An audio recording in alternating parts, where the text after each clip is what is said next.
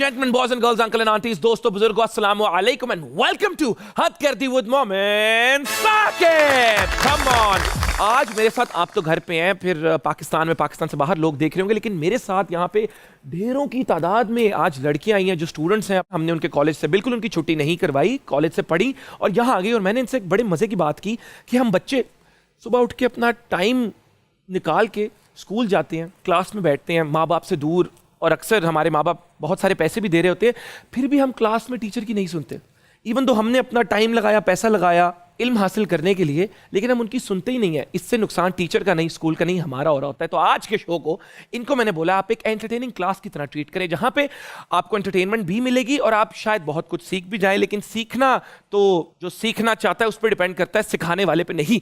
तो इसी बात के साथ शो को आगे लेकर चलते हैं और बुलाना चाहूंगा हमारे आज के मेहमान को, जो कि एक ऐसी खातून है जिन्होंने जब मॉडलिंग की तो वो सुपर मॉडल बन गई, एक्टिंग की तो अपने हर रोल में जान डाल दी, लोगों के दिलों में जगह बना ली, क्या क्या ड्रामों में नजर आई, औलाद, खुदा और मोहब्बत 3, और ऑफ कोर्स आपका फेवरेट बेबी बाजी. आपकी भरपूर तालियों में जोशो जज्बे के साथ बुलाना चाहूंगा the one and only Sunita martial.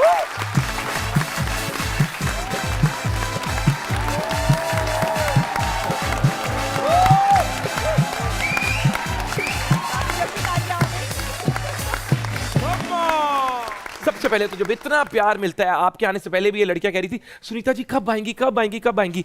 How do you deal with so much love? बस इनका प्यार ही है जिसकी वजह से हम लोग यहाँ पर हैं, वरना तो फिर मजा ही नहीं आता काम करने में. दुबई में पैदा हुई, फैमिली मूव हो गई, पाकिस्तान आई, फिर कराची में वक्त गुजारा, उसके बाद करते कराते जिंदगी का एक सफर चला और लाहौर में आज हद कर दी में हमारे साथ है. ये सारी ट्रांजिशंस कैसे हुई? मुझे खुद को भी नहीं पता. बस होती गई और मैं भी करती गई.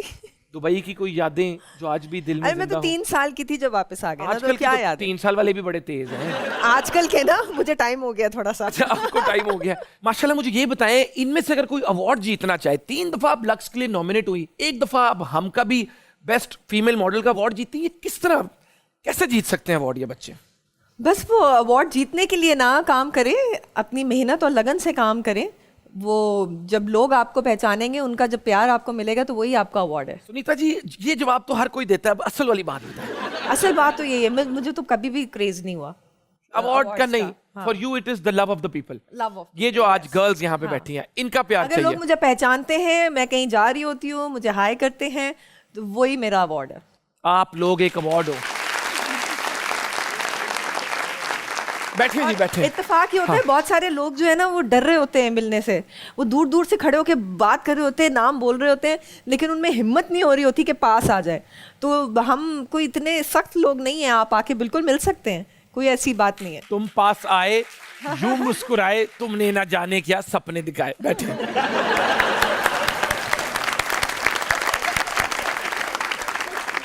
बेबी बाजी आपने ड्रामा किया, उसमें आपके हस्बैंड हसन भाई थे जी. बड़ा जुल्म और बड़ा एक सख्त किरदार था उनका आपकी तरफ. तो कभी ऐसा नहीं हुआ कि घर जाके आपने कहा तू एक्टिंग इससे बड़ा मेरे नाल कीता है, उन इधर आ तेरे में हाथ मड़ोड़ा, या कुछ इस तरह घर जाके आपने बदला लिया हो कि तुम सेट पे तो बहुत कैरेक्टर में आ गए थे, अब जरा मैं कैरेक्टर में आती हूँ? नहीं, शुक्र है ऐसा कुछ नहीं हुआ, और हम चाहते भी नहीं थे कि ऐसा हो. 1-2 दफ़ा कभी होता था, क्योंकि हसन जो है ना वो पूरा दिन सारे सीन्स में इतना एग्रेसिव होता था कि कभी कभार ना बेध्यानी में जैसे वो कट हो गया, उसको पता ही नहीं चला कट हो गया, तो उसने आया और मुझे धक्का दे दिया, और मैं कह रही हूँ ये क्या हुआ है, क्या हुआ है ये? तो उसने कहा वो अच्छा मुझे पता ही नहीं चला कि कट हो गया. अच्छा, वो कैरेक्टर से ही नहीं निकल रहे थे? कैरेक्टर से ही नहीं निकले. तो बस आपने ये नहीं कहा कि अब घर पे मेरा कैरेक्टर ये वाला है? नहीं, शुक्र ऐसा नहीं हुआ. हम लोग ने जब पहली दफ़ा किया था ड्रामा एक साथ, तो हम लोग एक दूसरे को देख के ज़रा हंसते थे. वो शाइनेस थी एक. हाँ, वो मतलब रोमांटिक सीन्स भी ना, वो हम हंस रहे होते थे एक दूसरे की शक्ल देख के. लेकिन इस दफ़ा वी वर क्वाइट नॉर्मल. हम एज एक्टर्स ही बिहेव करते थे ऑन सेट. तो पहली दफ़ा क्या रोमांटिक सीन हो रहा है और दोनों की हंसी निकल गई है?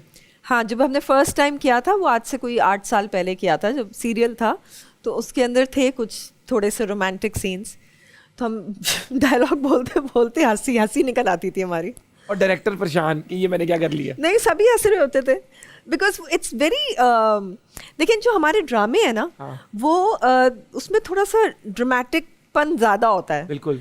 तो हम नॉर्मल लाइफ में उस तरह से रोमांटिक नहीं होते हैं या उस तरह से रोमांस नहीं करते जिस तरह से ड्रामों में दिखाया जाता है, क्योंकि उसके अंदर अल्फाज शायद इतनी सख्त उर्दू यूज़ होती है कि हम नॉर्मल लाइफ में नहीं यूज़ करते। मतलब बहुत ज्यादा ड्रामों में तो शेर व शायरी, अब घर पे थोड़ी इस तरह होता है कि जाने तमन्ना तो बाहर निकल तेरी जिनको लता शेर व पन्ना। शायरी का शौक होगा शायद वो लोग इस तरह से करते भी हों, लेकिन शायद हम नहीं करते थे तो इसलिए हमें शायद हंसी आ जाती थी। तो फ्यूचर में कोई हम और एक्सपेक्ट कर रहे हैं आप लोगों को साथ में काम करता देखना?